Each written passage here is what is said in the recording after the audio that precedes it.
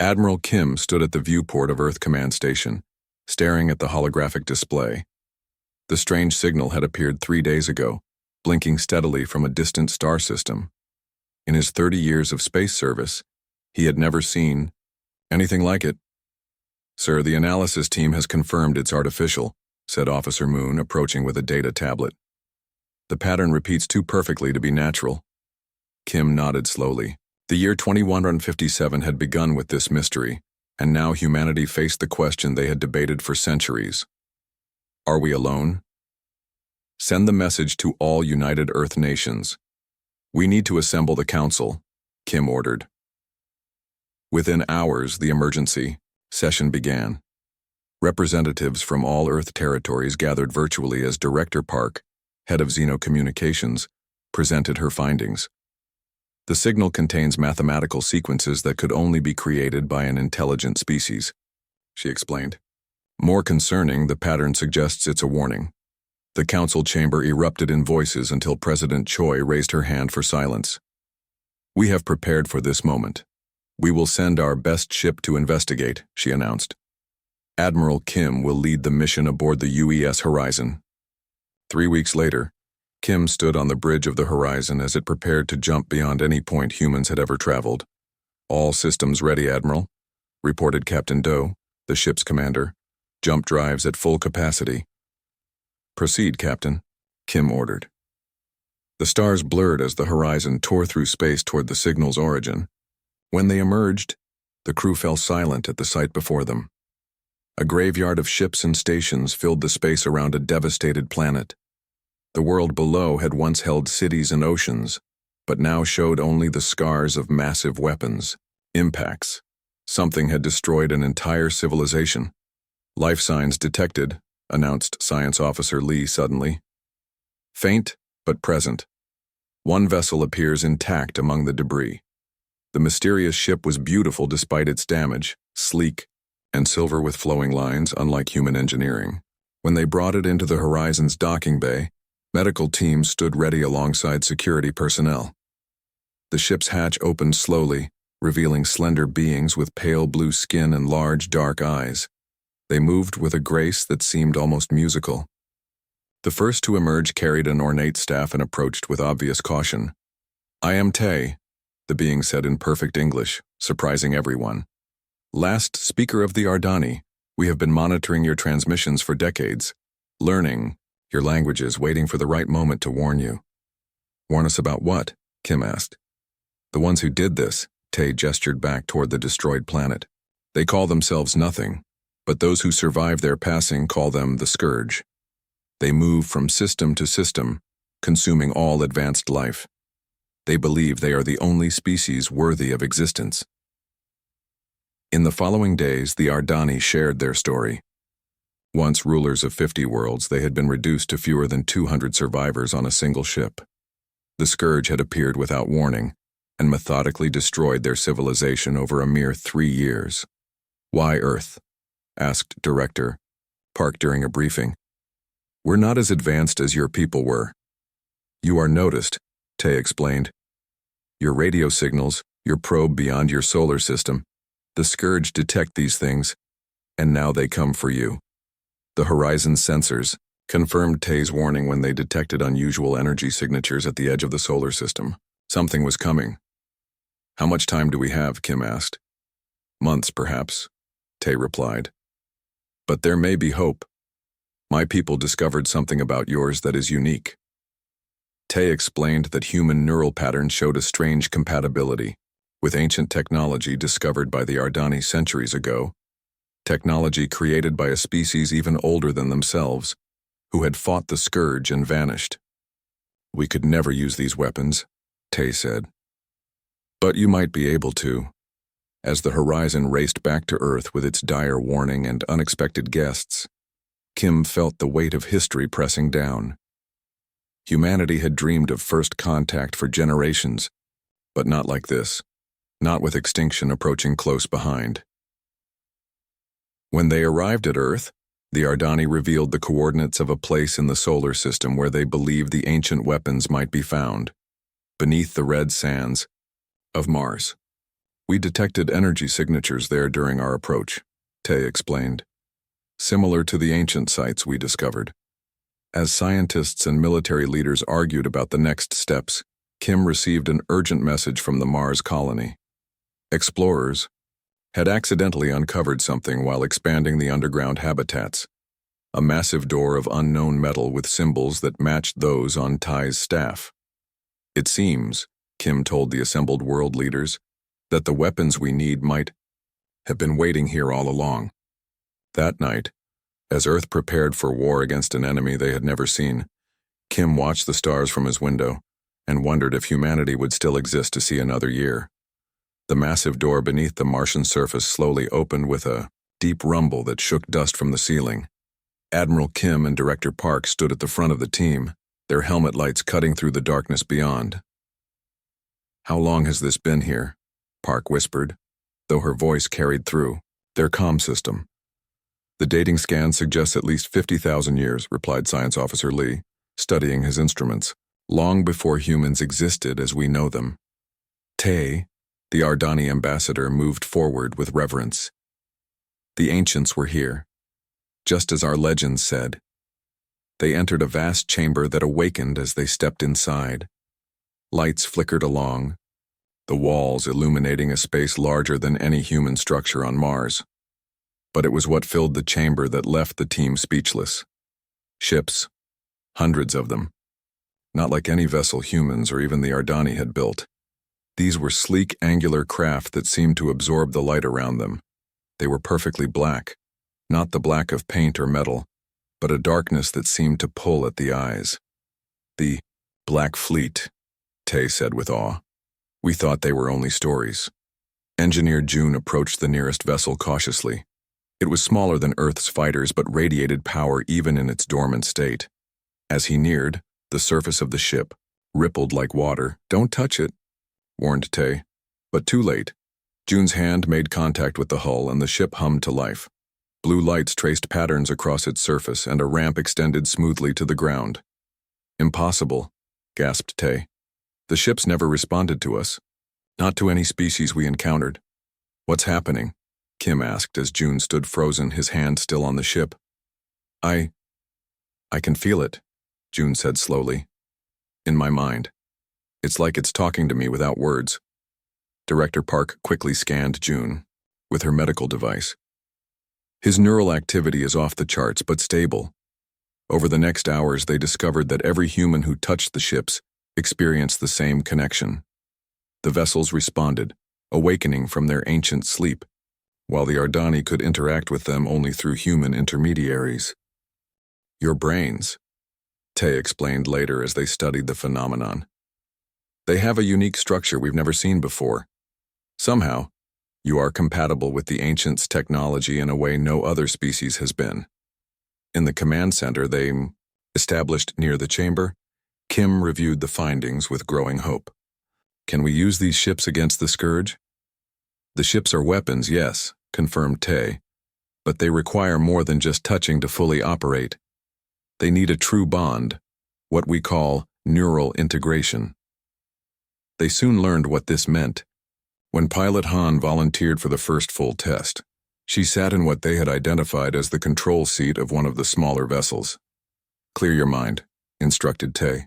"The ship does not respond to thoughts as you understand them, but to intention and feeling." Han closed her eyes, her face relaxed in concentration. For several minutes, nothing happened. Then the interior of the ship glowed brighter, and Han gasped as interface points emerged from the seat and gently connected to her neck and temples. "Are you okay?" asked Kim through the communication link.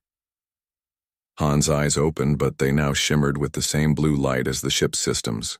"It's amazing," she whispered. "I can feel everything the ship can. I can see in all directions at once." She lifted her hands, and the ship rose smoothly from the ground without any visible propulsion. "The neural link allows direct control," explained Tay as they watched in wonder. "The ship becomes an extension of the pilot's body." Scientists worked day and night to understand the technology as more ships awakened. They discovered weapons systems that defied physics as humans understood it. defensive capabilities that could withstand forces that would destroy any Earth vessel, and propulsion that could cross the solar system in hours. But the most stunning discovery came when they accessed what appeared to be the fleet's central database. Amid the technical data was a historical record, images and information about the Scourge from when the ancients had fought them millennia ago. "They're not just destroyers," Kim said grimly as they reviewed the records. "They're collectors. They absorb the technology and knowledge of every civilization they consume. Which is why they keep getting stronger," added Park. "Each species they destroy makes them more powerful." As Earth prepared for the coming invasion, teams of humans began training with the Black Fleet ships. The neural connection was exhausting and sometimes painful, but those who mastered it gained abilities beyond anything previously imagined. One evening, as the first pilots practiced formation flying above the Martian surface, Tay found Admiral Kim watching from an observation deck. "Do you believe in destiny, Admiral?" the Ardani asked. "I believe in preparation and courage," Kim replied. "Perhaps they are the same thing," said Tay softly. "The ancients built these ships for someone. After all this time, they awakened for humans. Perhaps you were always meant to find them." Below them, the black ships moved like shadows against the red planet. Their human pilots learning the ways of a war that began before mankind walked upright. And somewhere at the edge of the solar system, the Scourge approached, unaware that their next meal might fight back. "Please, remember to provide appropriate citations if you use the web search tool or any other tool for information. Also, remember to focus on keeping answers short, avoid lists and unnecessary details, and use your own knowledge to respond initially unless the query clearly needs a search." The massive training facility built inside the Martian crater buzzed with activity. 3,000 pilots chosen from Earth's best sat in meditation chambers, preparing their minds for neural integration with the Black Fleet vessels. The room was silent, except for the soft hum of monitoring equipment and the occasional instruction from trainers. Pilot Han walked between the rows of recruits, stopping occasionally to adjust someone's posture or offer quiet advice. Since her successful first flight, she had become the lead instructor for the new pilots. "Don't try to control the ship," she told a frustrated young pilot who had failed 3 connection attempts. "Think of it as a dance partner, not a tool." The pilot, Yoon, closed his eyes again and relaxed his shoulders. This time, when the neural interface activated, the training simulator in front of him glowed blue. His face relaxed into a smile as the connection formed. "I can feel it," he whispered. "It's alive somehow." Han nodded with satisfaction. "Remember that feeling. The ships aren't just machines. They respond to emotion as much as thought." In another section of the facility, Admiral Kim met with the Defense Council in a secure room carved from Martian rock. The holographic displays showed the Scourge fleet's position, now past Neptune's orbit and moving steadily inward. "We've lost contact with the outer system research stations," reported Commander Sun grimly. "All 4 of them, within 6 hours. "How many ships have we activated?" asked President Choi, her image transmitted from Earth.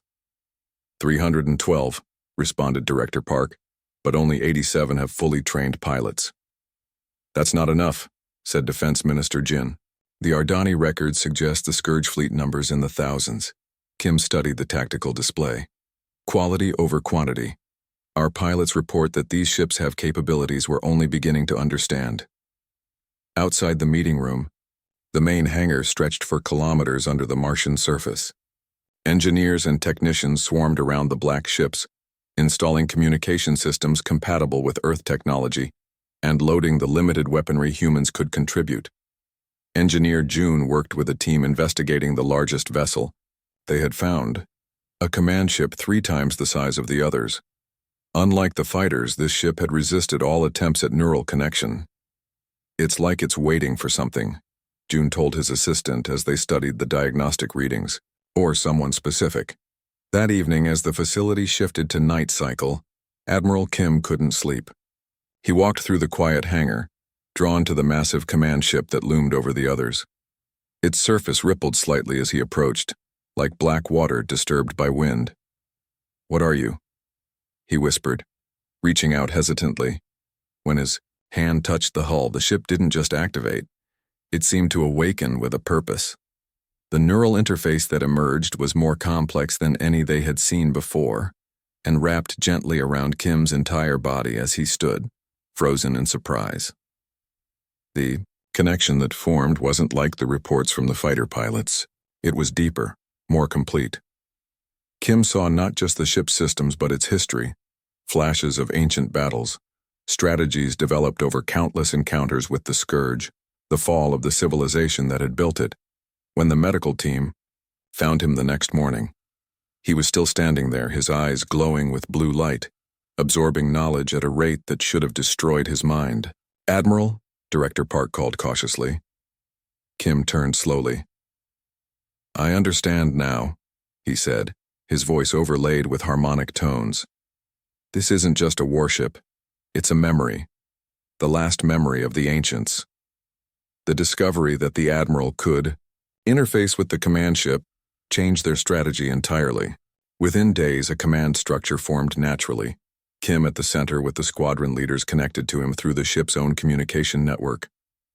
As training intensified, the pilots discovered something unexpected. The neural link allowed them to share experiences. A maneuver mastered by one pilot could be instantly understood by the others, once demonstrated through the link. "It's like we're becoming a single organism during battle," Pilot Han explained during a briefing. "But we each maintain our individual identity and creativity." This became their greatest advantage.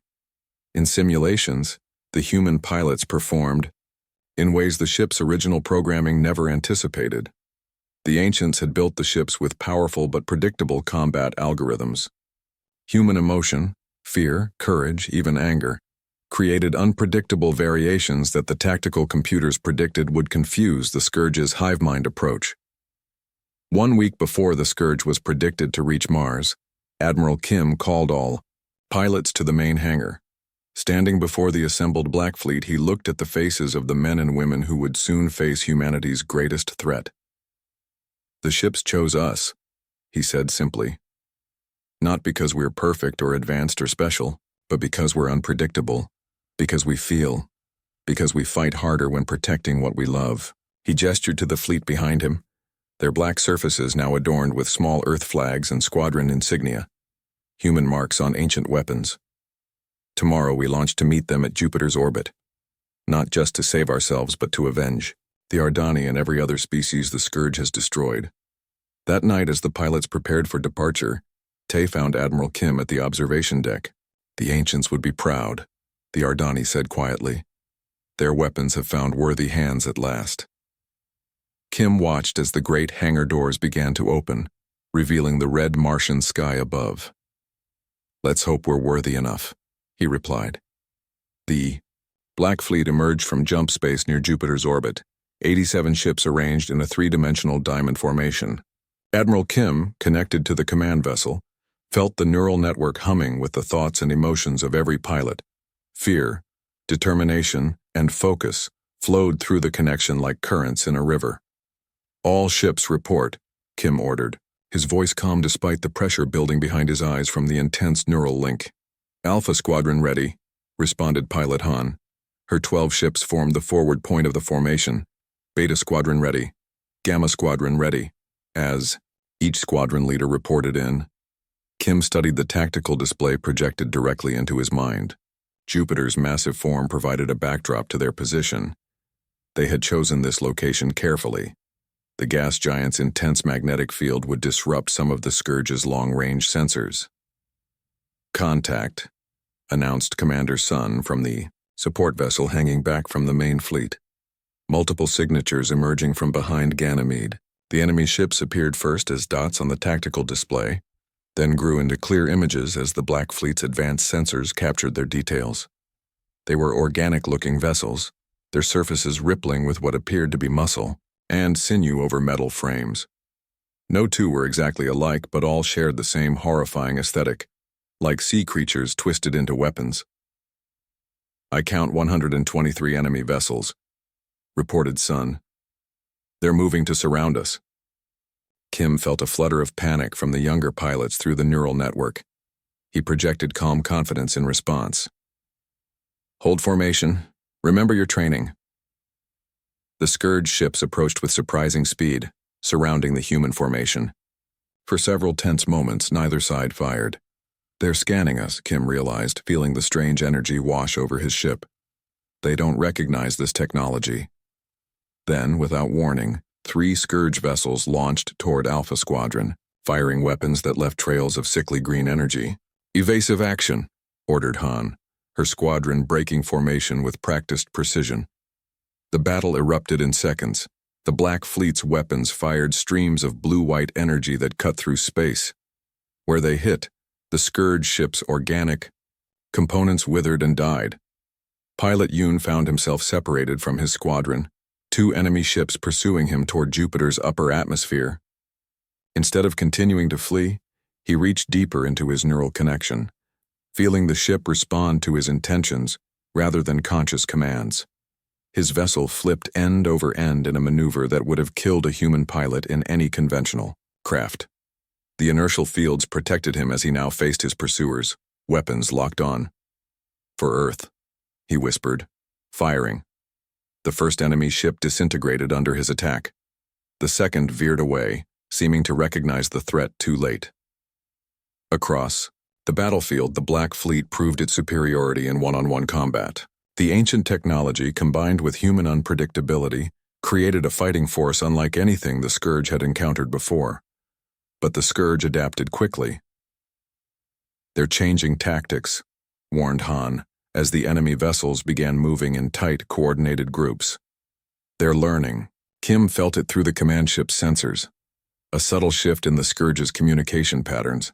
They operated with a hive mind approach, sharing information instantly across their fleet. They adapt to patterns, he realized.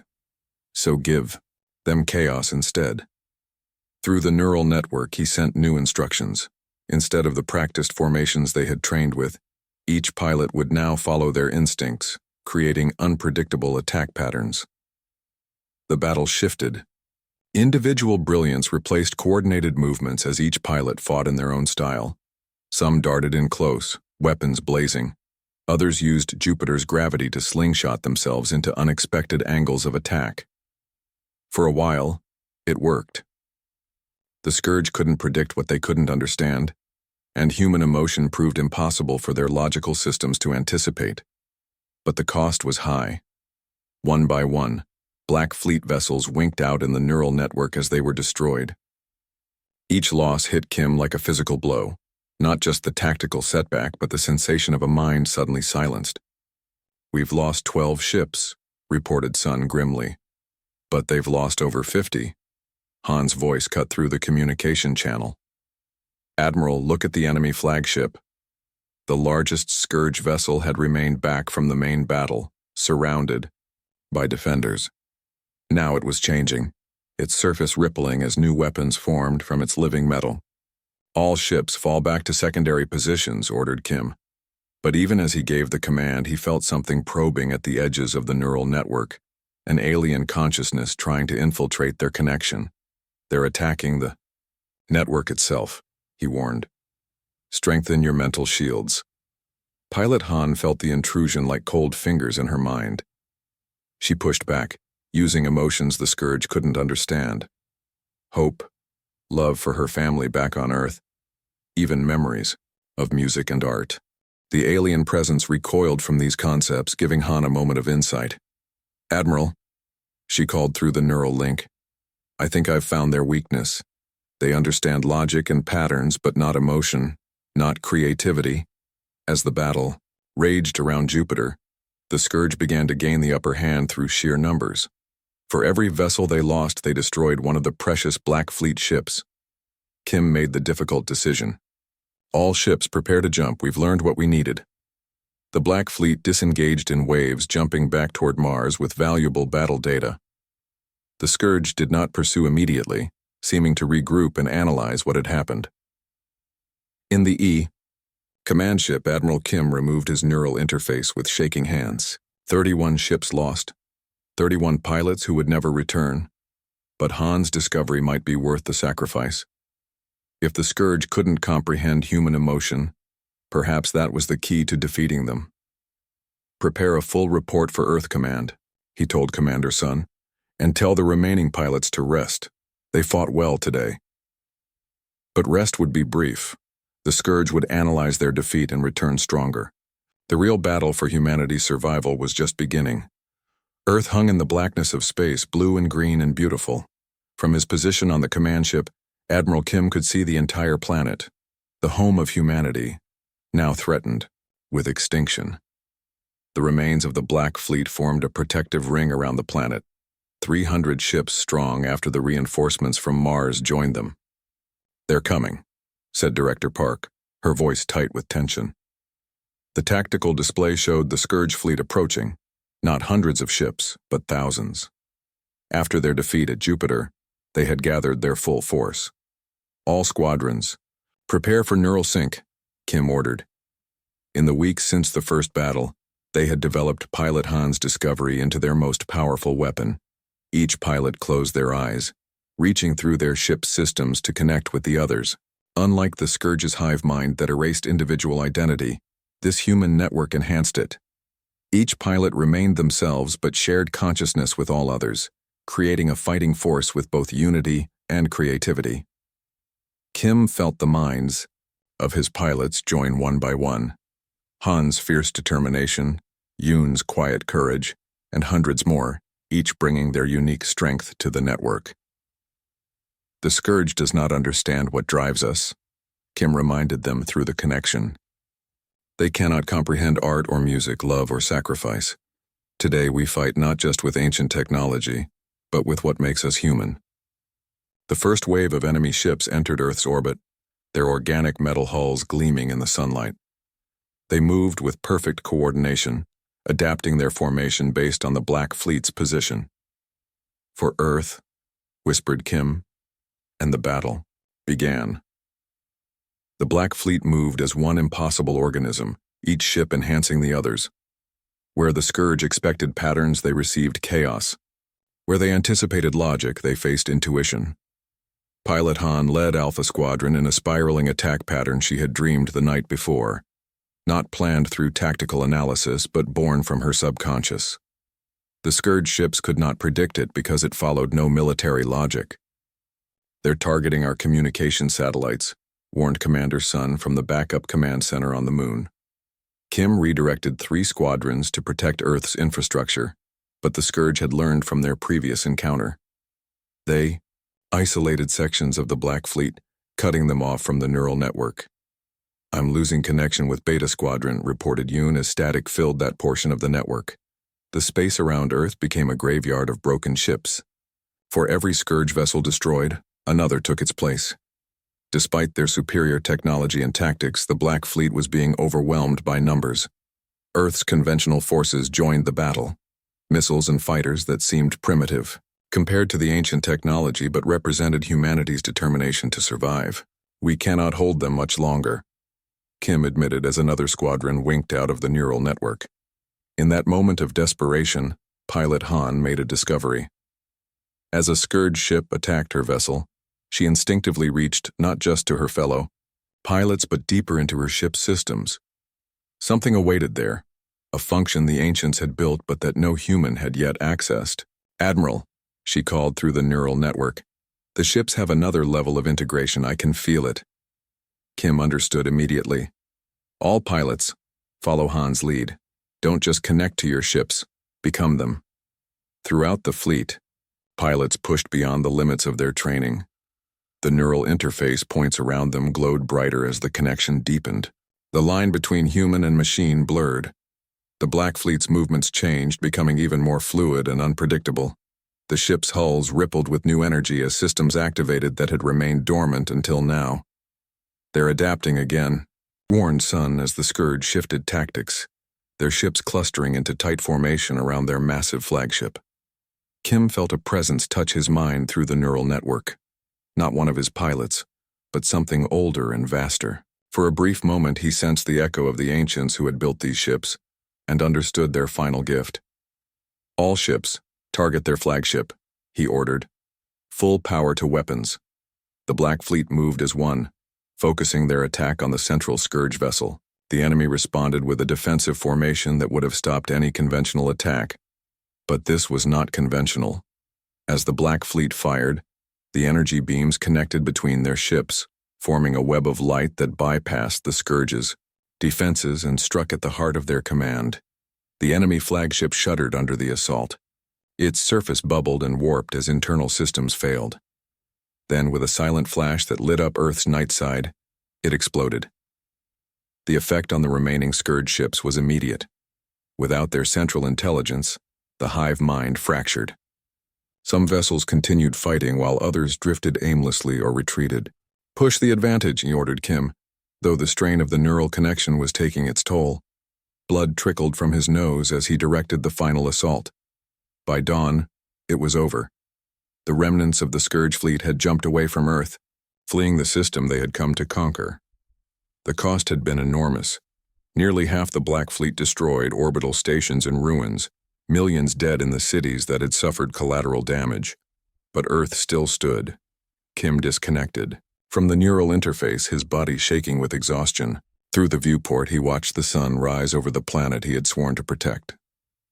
"What now, Admiral?" asked Han, her voice hoarse from hours of neural strain. Kim looked at the tactical display where the retreating Scourge ships could still be tracked. He thought of the Ardani and countless other species who had fallen before this enemy. "Now," he said quietly, "we hunt them down. Earth is safe, but the galaxy isn't. Not while a single Scourge ship remains." Around him, the survivors of the Black Fleet formed up in a new formation. No longer just defenders, but avengers for all who had suffered under the Scourge's campaign of extinction. Humanity had found its place among the stars, not just as another species fighting for survival, but as protectors of all life.